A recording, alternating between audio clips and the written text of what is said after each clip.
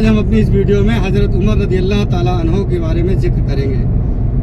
حضرت عمر بن خطاب بن نفیل بن عبد العزا، آپ کی والدہ کا نام فاطمہ بنت حاسم ہے۔ آپ قریش کے ایک بہت ہی بہادر سپاہی تھے۔ آپ ایک اچھے بیاپاری اور جواں مرد اور بہادر سپاہی تھے۔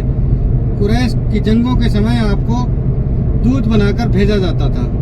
آپ ایک کورٹنیتک وشیشج مانے جاتے تھے اس زمانے میں۔ اسلام لانے میں آپ کا 40واں نمبر تھا۔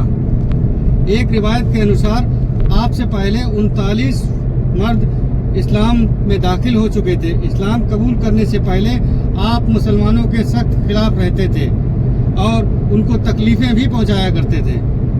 ایک روایت کے انوسار ایک دن آپ دوپہر میں مکہ کے بازار سے گزر رہے تھے کہ ایک آدمی نے آپ سے کہا کہ اے ابن خطاب، تم تو نئے دین کے بہت برودھی ہو، لیکن تمہاری بہنوئی اسلام قبول کر چکے ہیں۔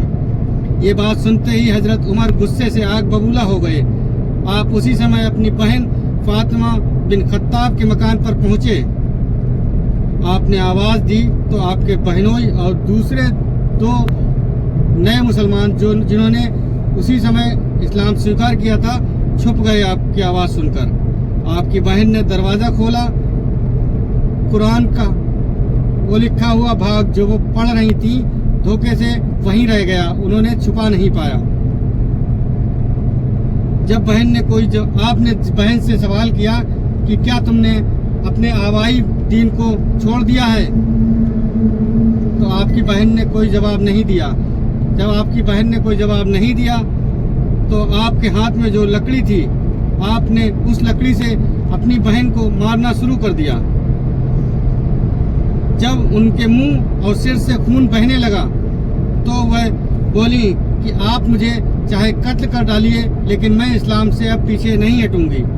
بہن کی یہ جواب سن کر حضرت عمر غصے میں ان کو چھوڑ کر مکان کے اندر چلے گئے اور اندر جا کر بیٹھ گئے۔ جب وہ اندر جا کر بیٹھے تو انہوں نے اسی جگہ دیکھا جو آپ کی بہن قرآن کریم کا حصہ پڑھتی ہوئی چھوڑ کر آئی تھی، اس کو انہوں نے دیکھ لیا۔ دیکھا تو پوچھا کیا ہے؟ بہن نے آپ کو اس کو پڑھنے سے روکا اور کہا کہ پہلے غسل کرو پھر اس کو ہاتھ لگانا۔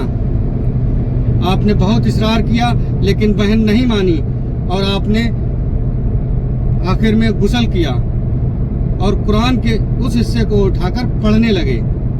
بسم اللہ کے بعد سورہ طٰہٰ کی کچھ ابتدائی آیات آپ نے پڑھی تھیں کہ آپ انہی آیاتوں سے اتنے متاثر ہوئے کہ اسی وقت آپ نے اعلان کر دیا کہ میں بھی اسلام میں داخل ہوں گا۔